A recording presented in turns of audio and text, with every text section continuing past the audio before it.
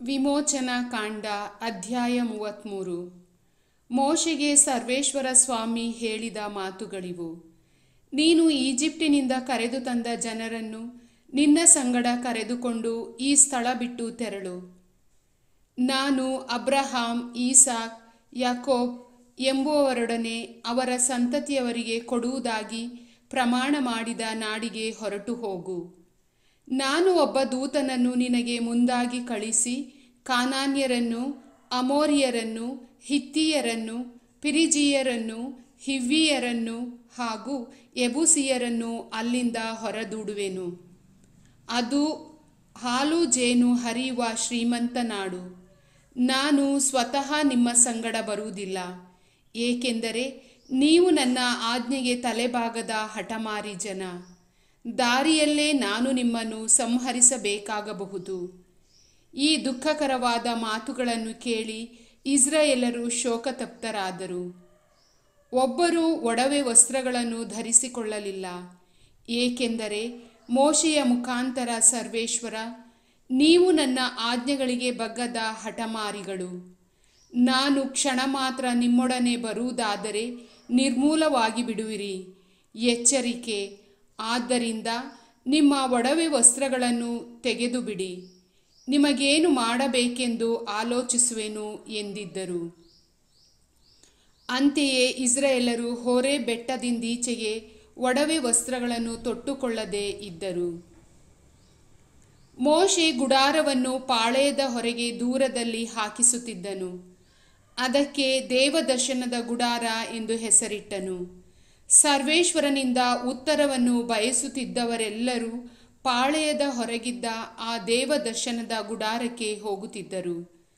ಮೋಶೆ ಗುಡಾರಕ್ಕೆ ಹೋಗುವಾಗಲೆಲ್ಲ ಜನರೆಲ್ಲರೂ ಎದ್ದು ತಮ್ಮ ತಮ್ಮ ಡೇರೆಗಳ ಬಾಗಿಲಲ್ಲಿ ನಿಂತು ಮೋಶೆ ಆ ಗುಡಾರದೊಳಗೆ ಹೋಗುವ ತನಕ ಅವನ ಹಿಂದೆ ನೋಡುತ್ತಿದ್ದರು.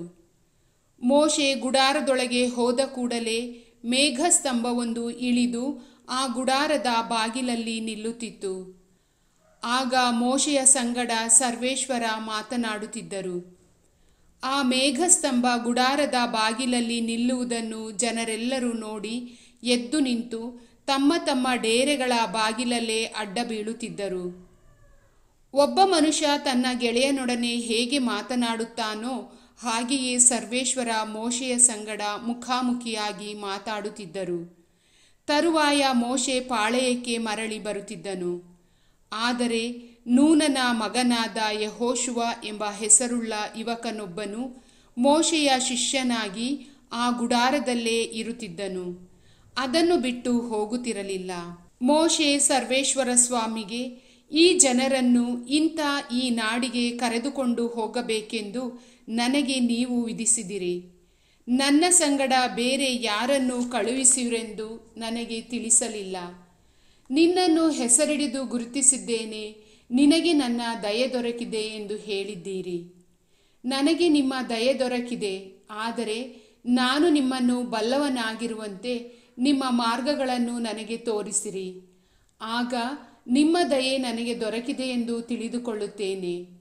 ಈ ಜನ ನಿಮ್ಮ ಪ್ರಜೆ ಎಂಬುದನ್ನು ನೆನಪಿನಲ್ಲಿಡಿ ಎಂದು ಅರಿಕೆ ಮಾಡಿದನು. ಅದಕ್ಕೆ ಸರ್ವೇಶ್ವರ, ನನ್ನ ಪ್ರಸನ್ನತೆ ನಿನ್ನ ಜೊತೆಯಲ್ಲಿ ಬರುವುದು, ನಾನು ನಿನಗೆ ವಿಶ್ರಾಂತಿ ನೀಡುವೆನು ಎಂದರು. ಆಗ ಮೋಶೆ, ನೀವೇ ನಮ್ಮ ಸಂಗಡ ಬಾರದೇ ಹೋದರೆ ನಮ್ಮನ್ನು ಇಲ್ಲಿಂದ ಕಳುಹಿಸಬೇಡಿ. ನನಗೂ ನಿಮ್ಮ ಪ್ರಜೆಗಳಾದ ಇವರಿಗೂ ನಿಮ್ಮ ಅನುಗ್ರಹ ದೊರಕಿದೆ ಎಂಬುದು ನೀವೇ ನಮ್ಮ ಸಂಗಡ ಬರುವುದರಿಂದಲೇ ಹೊರತು ಬೇರೆ ಯಾವುದರಿಂದ ತಿಳಿದೀತು? ನೀವು ಬರುವುದರಿಂದ ನಾನು ನಿಮ್ಮ ಪ್ರಜೆಗಳಾದ ಇವರು ಜಗದಲ್ಲಿರುವ ಬೇರೆ ಎಲ್ಲ ಜನಗಳಿಗಿಂತಲೂ ವಿಶಿಷ್ಟರಾದವರೆಂಬುದು ಖಚಿತವಾಗುವುದು ಎಂದನು. ಅದಕ್ಕೆ ಸರ್ವೇಶ್ವರ, ನಿನ್ನ ಕೋರಿಕೆಯಂತೆ ಮಾಡುವೆನು, ಏಕೆಂದರೆ ನೀನು ನನ್ನ ಅನುಗ್ರಹಕ್ಕೆ ಪಾತ್ರನು. ನಿನ್ನನ್ನು ಹೆಸರಿಡಿದು ಗುರುತಿಸಿದ್ದೇನೆ ಎಂದು ಮೋಶೆಗೆ ಹೇಳಿದರು. ಆಗ ಮೋಶೆ, ನಿಮ್ಮ ಮಹಿಮೆಯನ್ನು ದಯಮಾಡಿ ನನಗೆ ತೋರಿಸಿ ಎಂದು ವಿನಂತಿಸಿದನು. ಸರ್ವೇಶ್ವರ, ನನ್ನ ಒಳ್ಳೆಯತನವೆಲ್ಲ ನಿನ್ನೆದುರಿಗೆ ಹಾದು ಹೋಗುವಂತೆ ಮಾಡುವೆನು. ಸರ್ವೇಶ್ವರನಾದ ನನ್ನ ನಾಮದ ಮಹತ್ವವನ್ನು ನಿನ್ನೆದುರಿಗೆ ಪ್ರಕಟಿಸುವೆನು. ಯಾರ್ಯಾರ ಮೇಲೆ ದಯೆ ಇಡಲಾಶಿಸುತ್ತೇನೋ ಅವರ ಮೇಲೆ ದಯೆ ಇಡುತ್ತೇನೆ. ಯಾರ್ಯಾರನ್ನು ಕರುಣಿಸಲು ಆಶಿಸುತ್ತೇನೋ ಅವರನ್ನು ಕರುಣಿಸುತ್ತೇನೆ ಎಂದರು. ಮತ್ತೆ ಅವರು, ಆದರೆ ನೀನು ನನ್ನ ಮುಖವನ್ನು ನೋಡಲಾಗದು, ಏಕೆಂದರೆ ನನ್ನನ್ನು ನೋಡಿದ ಮಾನವ ಜೀವಂತನಾಗಿ ಉಳಿಯಲಾರ ಎಂದು ಹೇಳಿದರು. ಇನ್ನು ಮೋಶೆಗೆ, ಇಗೋ, ನನ್ನ ಸಮೀಪದಲ್ಲೇ ಒಂದು ಸ್ಥಳವಿದೆ. ನೀನು ಆ ಬಂಡೆಯ ಮೇಲೆ ನಿಂತಿರು. ನನ್ನ ಮಹಿಮೆ ನಿನ್ನೆದುರಿಗೆ ದಾಟಿ ಹೋಗುವಾಗ ನಾನು ಆ ಬಂಡೆಯ ಸಂದಿನಲ್ಲಿ ನಿನ್ನನ್ನು ಇರಿಸಿ ನಿನ್ನ ಮುಂದೆ ನಾನು ಹಾದು ಹೋಗುವ ತನಕ ನಿನ್ನನ್ನು ನನ್ನ ಕೈಯಿಂದ ಮುಚ್ಚುವೆನು. ಬಳಿಕ ನಾನು ಕೈ ತೆಗೆಯುವೆನು. ಆಗ ನೀನು ನನ್ನ ಹಿಂಭಾಗವನ್ನು ನೋಡುವೆ, ಆದರೆ ನನ್ನ ಮುಖ ಕಾಣಿಸದು ಎಂದು ಸರ್ವೇಶ್ವರ ಹೇಳಿದರು. ಪ್ರಭುವಿನ ವಾಕ್ಯ.